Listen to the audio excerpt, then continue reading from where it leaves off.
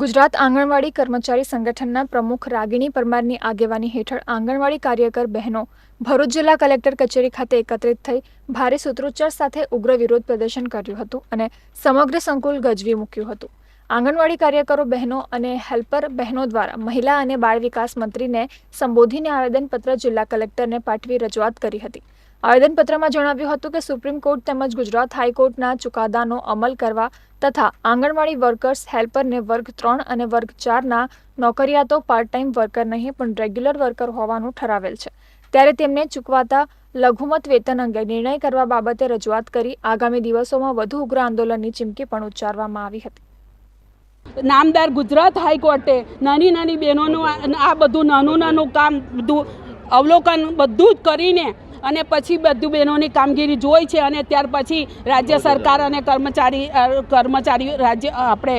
એમને જે સરકારી કર્મચારી ગણવાનો છે તેમના માટેનો નિર્ણય કરાયો છે। બસ એટલા માટે આજે અમે ભેગા થયા છે અને સરકાર 6 મહિનાની અંદર આનો આદેશનું પાલન ના કરે તો અમે જે અત્યારે હાલમાં જે આ અમે બધું સંઘર્ષ અને જે રેલીઓ અને બધું કરીએ છીએ એનાથી પણ અમે વધારે વિશેષ અમે આંદોલનો કરવા જઈ રહ્યા છીએ।